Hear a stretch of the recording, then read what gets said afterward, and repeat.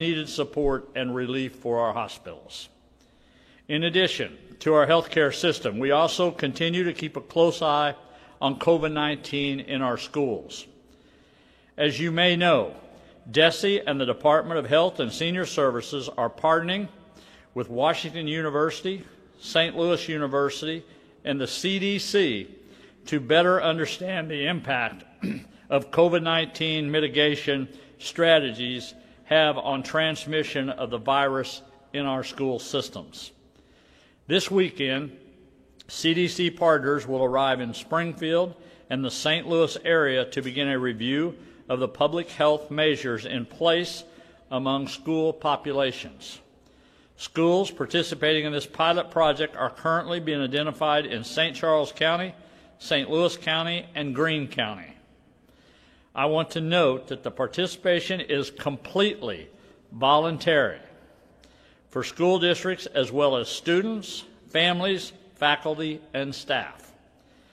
When a case is identified in a participating school, contact tracing will be performed to identify those close contacts.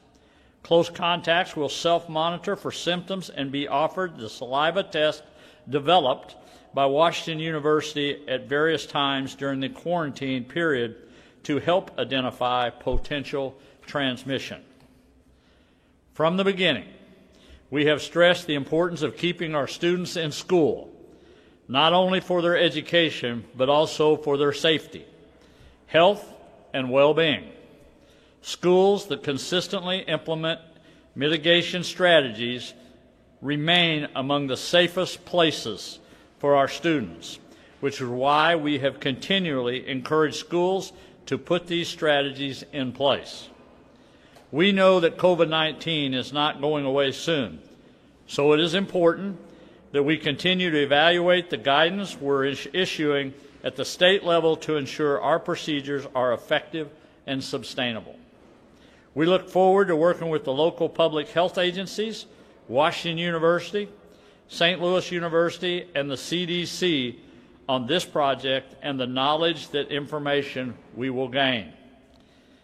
As we continue to fight COVID-19, we're very encouraged by recent vaccine news. On a governor's call Monday, Vice President Pence said that the federal government expects a vaccine to arrive by mid-December. We continue to work with the Department of Health and Senior Services and our partners across the state to prepare for distribution. In October, we submitted our vaccine plan to the CDC. We are proud that our plan was used as a model for other states across the nation and are confident that Missouri is fully prepared to take action as soon as a vaccine arrives. We also recently received a compliment from the White House on our COVID-19 vaccine website, which provides Missourians with vaccine information and updates, including safety, research, and production processes.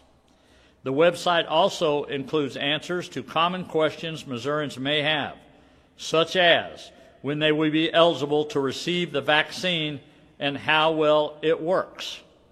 This is a great resource to learn more and stay up to date. Our vaccine developments and I highly encourage everyone to utilize the website as we move forward. We are optimistic that a vaccine will provide much-needed relief from COVID-19, but it will still be some time before a vaccine is widely available to the public. Until that time comes, the best weapon we have against COVID-19 is still prevention. We must continue to be responsible and take precautions to slow the spread, especially over the holiday season. Again, this means social distance, wearing a mask, minimize travel, avoid large gatherings, and limit interactions to 15 minutes. Everyone is affected. Every community is at risk, and we all have a part to play in getting through this. Thank you, and God bless. Also, Dr. Williams is here today. He's got some more encouraging good news on the vaccine front. So, Dr. Williams? Thank you, Governor. And one word the Governor has emphasized throughout, ever since March 7th and before, was partnership. And so we have two very exciting initiatives right now. One, as he's mentioned, is with our vaccination plan. And as you know, we've reported out that we'll be receiving 51,000 doses. That's for 51,000 people. Understanding the Operation Warp Speed always keeps back an additional 51,000 for the second dose, which for Pfizer is 3 weeks away, and for Moderna is 4 weeks away. So whenever we use numbers, we're talking about patients. You don't have to have those. The numbers we use mean 51,000 patients. The news the Governor, we just learned about 2 hours ago, is that a week after that, we're going to get about another 64,000 doses of the Pfizer vaccine around December 21st. The same day, we're getting 105,000 doses of the Moderna vaccine. That's for 105,000 people again. And so we're incredibly excited about that. Cannot thank enough our partners. The Governor and I were just on a phone call with Senator Blunt and all his support and General Perna's support. We are distributing this. It goes straight to the sites. We've been able to increase the number of sites for that first 51,000 patients to 21, which includes our priority areas of long-term care facility staff and also healthcare workers, especially in our tertiary care hospitals. Was on a good conversation last night with Rich Ludwig at Barnes-Jewish. They're going to do 10,000 vaccinations in 10 days. To receive the distribution, you have to assure the CDC that you can vaccinate that amount of people in 10 days. You can't hoard it. You can't ask for 10,000 doses and say we're going to use it over 3 months. You have to use it in 10 days. You can store it for 6 months, but the CDC trying to get it out. And so we're incredibly appreciative to our institutions like Barnes-Jewish that are going to administer 10,000 doses in 10 days. Just was on a phone call with Cox, which leads me in Springfield. Robin Trotman, our good friend and colleague there. And shortly thereafter, we'll be using the Moderna, the 105,000 doses of Moderna, to reach out to other hospitals and other communities, Hannibal and others. And we will be vaccinating those people in healthcare. The wonderful news about the extra 60,000 doses of Pfizer we're using is we've entered into an agreement with the CDC and Walgreens and CVS. And so we will immediately, starting on December 21st, work with CVS and Walgreens to vaccinate all our residents and long-term care facility staff. That's a new item. As you may know, on Tuesday, the CDC prioritized long-term care residents. We have 58,000 of those right at this moment in Missouri.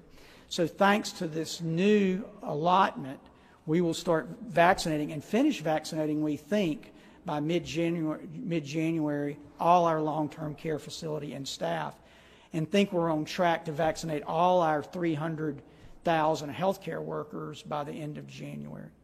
And again, can't thank enough our partners that are doing that throughout the state, just like we partnered in working, as the Governor talked about yesterday, in helping with staff for hospitalizations. I want to transition from there to our partnering with St. Louis University, Washington University, the CDC, our school systems. We have been committed to constantly learning and changing our policy. The Governor has always been a passionate advocate for the importance of schools, and not only schools, but the incredible values supported by the American Academy of Pediatrics and increasingly others, Harvard School of Health, Brown School of Public Health, that children attending school is really important. It's important for their overall wellness, and it's also important probably for their safety. We think that to be true.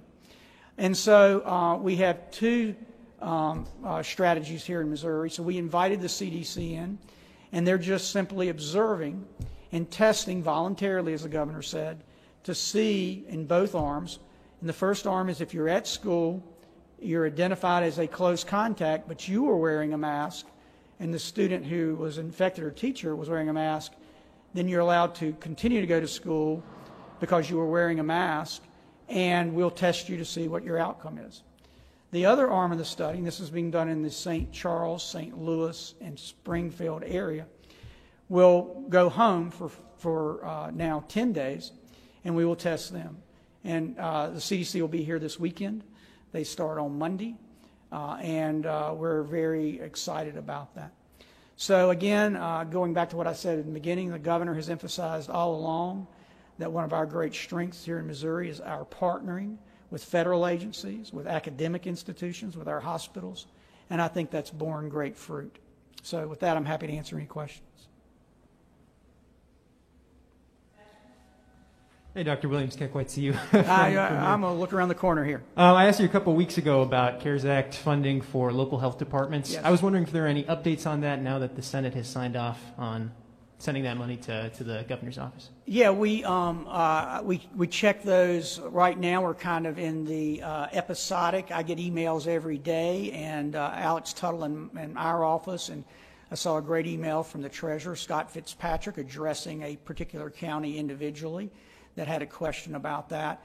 So we are very receptive as we enter into this last month that at any level that any entity has a question, we're more than welcome to be responsive to that and would encourage them to reach out to us. And again, I want to thank the treasurer for being very robust about that. I have two. One's a quick one. If I heard you correct in those dose numbers, by mid-January, 220,000 people will have gotten doses. Is that correct? What I think is going to happen is we have a universe in that first 1A phase, Philip, of about 350,000 people. Now, we realize that not all of those will be vaccinated, but we think between our weekly allotments of both the Pfizer and Moderna vaccine, we will be able to meet that goal of vaccinating all our healthcare providers here in Missouri by the end of January. And that'll be receiving their first dose. Obviously, some will get their first dose January 15th and won't get their second dose 3 weeks later for Pfizer, 4 weeks later for Moderna. But clearly our goal is to have everyone have received at least their initial vaccination by the end of January. And then my second one, after speaking with our local health department this week, we kind of learned that the state often knows more deaths than a county does in terms of how they're reported. At this point, can you make any generalization about where people should go to get the most accurate data, whether it be on deaths, testing, and cases? Should that be the state's central hub, or should they go to their county for that? You know, I think, again, it depends on what information you're looking at. When you look at deaths, as you know, we've talked about in the past, there is a big window there. It's how long the doctor takes to sign the death certificate to determine the cause of death. And we also reassign deaths. So, and I think I've given you the example before, you may die at Missouri Hospital in Columbia, but you're actually from Pettis County. And so it will initially get assigned to the county, but several weeks later it'll get reassigned to your county of residence because that's where you lived. You just went to the hospital at the University of Missouri. So I think ultimately, if you're looking at it historically, the best place to look is at state data. And that is data that is required by law for us to give to the federal government. So we tend to be, while we may not be quite as speedy as some would like, we tend to put a lot of premium on being correct. Hi, Connor Kerrigan with the Missouri Times. What's the timeline for when we can expect the additional hospital staff through the Vizient partnership? Connor, again, I think that's to be determined. I would really probably refer that to Todd. He's really been instrumental in helping that happen, and I think that they're still working through those details, but I know Todd would be happy to address that with you. What's the timing for vaccinations for residents and staff at the state's congregate facilities, such as mental health, corrections? Yeah. Those, again, will be in the essential providers. And so my timeline is that will start in February. About February 1st is when I think that will start. Hi, Dr. Williams. The CDC just put out some new guidelines about holiday travel, recommending that people get tested 1 to 3 days before their travel and 5 to 7 days after they travel. Right. In the state of Missouri, does the state have the capacity to handle that kind of testing, and is it readily available enough for people to get that testing if they choose? Yeah, you know, we looked at those guidelines, and we're continuing to look at them. I think you have to take those, what the goal of that is. I think what they're trying to do in that, because as you may know, air travel, there have been very few cases associated with air travel in which everybody's wearing masks, a very small number locally. But what I think they're more worried about is where you're traveling to. That, you know, once you get off the plane or the bus or wherever, now you're mixing with a lot of different people. And so while I think those are guidelines, if feasible, I'm not sure that's practical for everybody who's traveling, you know, from Sedalia to Kansas City to do that. So I think those are the kind of guidelines that, and these happen from time to time. If you can do it, that's fine, but I wouldn't think they're prohibitive. If you can't do it, you shouldn't. Thank you, Dr. Williams. Thank you, Kelly.